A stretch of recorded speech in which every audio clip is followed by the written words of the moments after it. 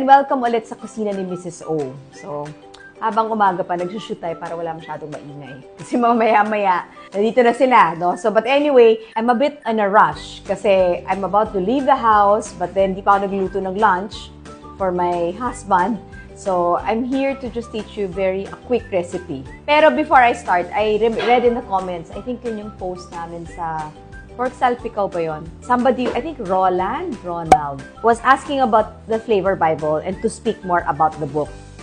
Actually, hindi ko alam if you want to become a chef, you're studying to become a chef. Pero normally sa mga students ko before or for those na confused if they want to make a career out of being a chef, I always recommend the book of Karen Page and Andrew Dordenberg. My mentor, when I first worked sa California, recommended me to read the book Becoming a Chef. Yun yung first book niya. And that really helped me a lot if you really wanted to, to really get into the heat of the kitchen. So the second book that they produced was Flavor Bible. So yung maganda sa Flavor Bible, especially yung mahilig mag-experiment, minsan kasi bagay bang ube tsaka roasted chicken, di ba? Parang ganyan. You don't know. So basically, this is a cheat sheet, basically. So if you look at it, I don't know if you can. So there are different, ito yung main ingredient. So it's all alphabetical. No? So that's how you use the book, alphabetical. This is the main ingredient, and these are the things na bagay, na spices or anything. Tapos like for example here, another page naman, let's say, corn. So ito yung mga bagay na spices sa corn. So it's your guide. So can you mix and match it? It's up to you. No? So from here, if isa-start nyo to, I would suggest also kung gusto mo mag-experiment, magluto, is to start being more descriptive. More words. Yung kunyari pag kumakain ka sa restaurant, di mo lang sasabihin, ay, ang sarap ng sushi. Hindi ganon. Or ang sarap ng nihaw na liempo. So when you say, you don't describe it as mas masarap, so normally yung mga tips na binibigay ko is you have to be very descriptive. Pag sinabi mong masarap yung liempo, peppery ba siya? Is it very dominant with soy sauce? Meron ka bang anise flavor na natitaste? If it's pepper, is it toasted pepper, white pepper, black pepper, fleshy? Ang dami. So the more descriptive you are, it's easy for you. Parang kumbaga, if this is a flavor Bible, gumagawa ka ng flavor bank sa utak mo. So that's why when I make quick recipes and I have to rush things, I'm already imagining it, how it tastes in my head. So, ewan ko kung nagme-make sense yung advice ko, but that's my advice. So, yes, use this as a cheat sheet, supposedly. But then later on, as you keep on cooking, you taste your food, you try to remember the taste profile. Kasi, yun yung flavor bank mo dito. Parang, di ba, may memories bank. So, again, like what I said, nagmamadali ako. Literally, totoo, nagmamadali ako. So, I just gathered tira-tirang ingredients. So, meron pa tayong natirang Chinese chorizo, no? So, what we're doing is CHAO FAN. And then, I have a ready-made, wait lang ha, favorite brand kasi ito ng asawa ko eh. Parang, for sure, yung gusto niyang siomai and hakaw. So, I buy from Dex. Sa Green Hills ata to. Since high school pa kami, dito kami bumibili, no? So, gagawin ko siyang CHAO FAN. Sa madaling salita, fried rice. With an accent, fried lice. Di ba? Tama yun? So, but anyway, so basically, sa fried rice, yung maganda doon kasi pwede yung mga tira-tirang ingredients. Yung tirang rice sa breakfast, pwede yun ang lutuin. Kung may tira kang chicken, may tira kang ham, may tira kang hotdog, pwede mong halu-haluin. The one that binds it together is the eggs and a little bit of egg and soy sauce, which kukunin ako ni Ate Lina ng eggs. Kasi nakalimutan niya. So this is Chinese chorizo. It's up to you how you want to slice it. So I'm making rice bowls. Kasi si Len has a lunch meeting. So, I'm just making rice bowls. So, I'm just slicing it. Simple rough cut lang, no? Ayan siya. So, basically, let's say may tira kang tocino, you can mix it up. Diba? Ano ba mga typical breakfast? Tinapa, pwede rin. Hot dog, diba? So, those things. So, there. So, it's pretty easy. Yung Chinese chorizo kasi will just give you a sweet taste. Actually, perfect ang CHAO FAN. Every time Christmas, they give you so much ham. Minsan yung mga ham yung dulong cut. Di ba? Wala namang kumukuha nun sa buffet kasi medyo matigas. You can actually slice it up into small cubes. Hi, Govi. Small cubes and mix it with the CHAO FAN. So, that's the thing with chow fan or fried rice, you can mix it up. May natira pa ba akong star margarine? Ayun, gusto ko yun. Gagamitin natin star margarine para tumangkad tayong lahat. Pero, I don't know bakit sinasabi yun ng mommy ko before na ang star margarine pang patangkad. Commercial ata nila. Pero hindi naman ako tumangkad. sa totoong buhay lang. Sorry, mom. Pero, I'm sure pinapanood niya to. But, you used to say that. Star margarine is pang patangkad. Tapos, binabuunan pa kami ng star margarine na may sugar. Tapos, sliced bread. Pero, wala talaga sa amin, sisters ko, tumangkad. Gumanda kami though. Baka yun, yung effect sa amin. And here is konting shrimps. Then, medyo matigas pa, galing sa freezer. I'm just gonna cut it up. You don't want naman it to be so big kasi you're gonna saute it all. So, basically, if you're making chow fan or fried rice, you normally finish it off. Di ba yung parang sa Japanese restaurant may pagka-moist or sa Chinese because they add eggs. So, that's what we're gonna do. So, there. I'm just slicing some green onions para to add flavor. Obviously, ginagamit ko, it's supposed to be for fish and I'm using it for vegetables. Kasi nga, nagmamadali ako. 11 o'clock na. At 12 o'clock, may alarm dito mga tiyan. Gutom na. Kaya kailangan. Ay, hindi na nga. Anong oras na ba? 11:25. Oh my gosh. Malapit na mag-alarm ang 12. Which means, I'm hungry. So, nagmadali na tayo ngayon. This one, I don't know kung ginagawa niyo to sa house ninyo. But, this one, normally you steam it, di ba? Eh, ang complicated ng steaming. So, what I do is I just fry it. Right? I will just fry it later on. And then, this store-bought chili sauce. Yun lang. Mabilis, di ba? Pa-fry lang natin to mamaya. And I'm heating the pan. So, this is hakaw. So, yun. Yun. See? Kasi kung i-steam ko pa to, tatagal. And, you know, the alarm is at 12 noon. Okay. Very quick lang. And then, I'm gonna put it in rice bowls. So, it's up to you. Pwede naman lagay sa plato. Pero, pa-effect lang. Star margarine from our garlic parmesan chicken wings. Ito pa rin, natira pa rin. Sulit. And, katulad nga na sinabi ng mami ko, pang patangkad. Or pwede siguro pang paganda, hindi ko alam. Pero hindi talaga ako tumangkad. So, yan. So, we'll just put it there. And then, we don't use na kasi rice. So, this is ADLAI. So, kunyari, we just cook a lot in the rice cooker. So, basically, we use ADLAI. It replaces leftover rice. So, kunyari, we put it in the rice cooker, we portion it, and then, dinaref lang namin. Tapos, we heat it to go along. So, we're using ADLAI. I don't know, for those who are interested, especially for those na may sugar issues or health concerns. I think, we discovered it kasi ginagawa siya sa Bukidnon. So, this one, I just ordered this in, I think, Lazada or Shopee. So, I don't know. They make different brands. So, if you look at it, no, it's parang short grain rice. But it's actually like, they call it job steer sa English. Pero sa atin, it's called ADLAI. No? So, it's a special kind of wheat na almost mimics the texture of rice. Tapos, low glycemic index. So, tignan nyo yung nutrition content. Less sugar. So, it's good for those who have diabetes. So, we've been taking this for ilang years na.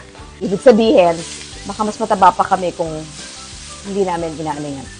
Tapos, why do I like chow fan? Kasi, you know, when we were newly married, si Len didn't really eat a lot of vegetables.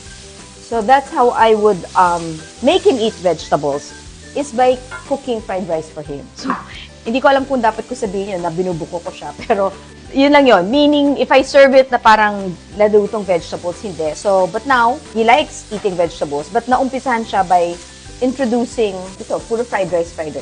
We're just sauteing it a little bit.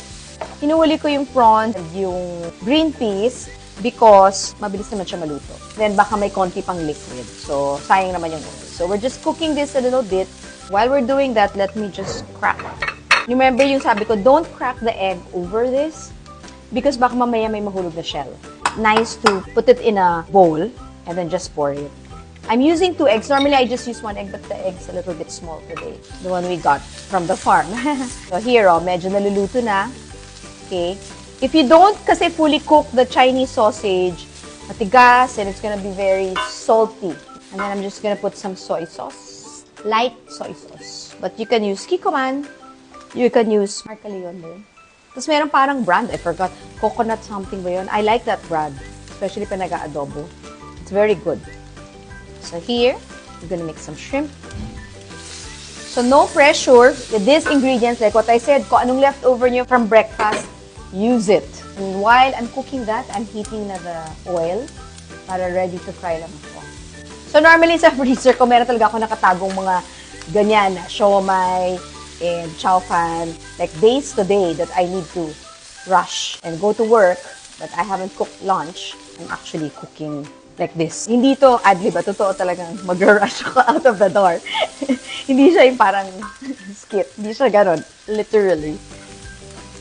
So I'm just shaking it a little bit. Dapat ito naman, with CHAO FAN, medyo high heat. And then, try to use white pepper instead of black. Parang when you cook sinangag, maybe one of these days, I'll cook garlic rice. You use white pepper. And of course, you don't use soy sauce because, you don't use salt kasi you have soy sauce na.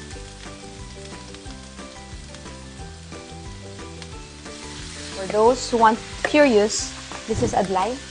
No? The texture actually is very similar to rice.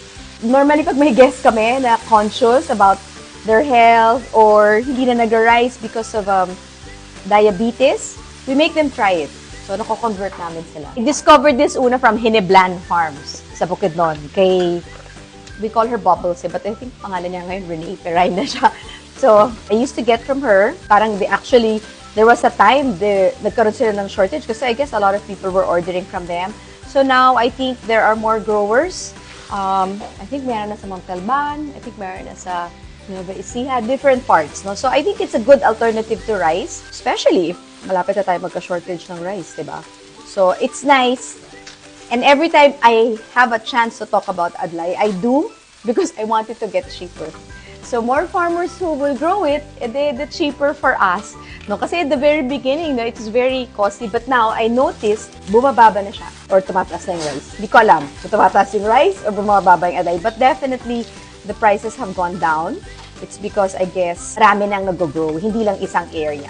This one, you just gotta mix it really well. It's pretty much the same procedure. Pero I would suggest you use used rice. So, pretty much the same effect. Like ito kasi, we make our ADLAI nga in advance. Kasi riniref lang namin. We make a big batch. Parang 4 cups. Pareho lang ng rice cooker. Sa rice cooker lang namin niluluto. So, same concept as your cooking rice. Dali lang, di ba? Tapos, kunyari, meron kayong cabbage, kanyan. Actually, di ba may mga gulay, mga nakaset na chop suey? You can actually use that. So, there. And then, now, I'm just gonna put the well and put the eggs. Make it cook there a little bit. Now, it's cooking. There you go. There! Cook it a little bit. Yan. You don't want to mix it. And then, mix it all up. Para medyo moist and medyo madikit yung ating CHAO FAN. There you go. Nice. This is our CHAO FAN. Nung oras na? 11 what? 3 minutes and the alarm goes off and it says, I'm hungry. See? Bumaba na yung door. Bumaba na yung door. Gusto niya na mag-lunch. Kaya, mamadali na si Inday. Hi, Han! There you go. Can you see? And then, put it here. Guess how many we'll eat? Okay, 1, 2, 3, 4. So, basically, we'll just put it here. Uy, kasya pa pala to 5. Or 6. Sige, bahala na sila kung sino kakain dito. There. Portion control.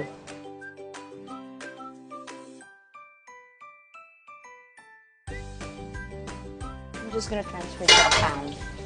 Make sure it fries faster. Don't copy this at home.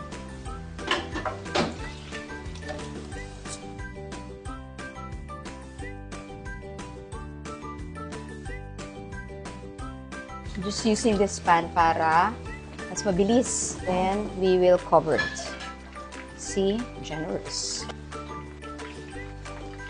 So basically, yung siomai and hakaw, we're just frying it. So, instead of steaming it, para mas mabilis. Then, we're gonna cover it.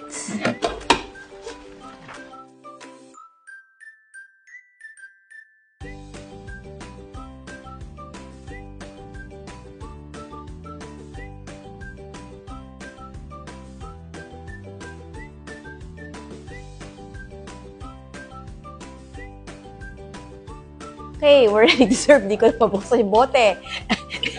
Kasi, lakas. So, basically, this is our CHAO FAN. Para mag-escape na tayo. So, I'm just gonna use the ready-made sauce. Diba? Oops. Konti lang. Kasi gusto nila ng maraming sauce. So, napaka-simple lang, diba? So, yan. So, this is your just rice bowls. You just use your ready-made rice bowls. Okay? So, yan. So, I'm just gonna add some sauce. Okay, because Len likes the sauce. Kanya yan. And then, I'm gonna put some green onions. Kung wala kayong green onions, you can use parsley. You can use wansoy if you wish. And then, I'm just gonna add a little bit of sesame seeds. Nahulog na. CHAO FAN with siomai and hakaw. Fried siomai and hakaw. Well, let's taste it. We'll find out if it's good.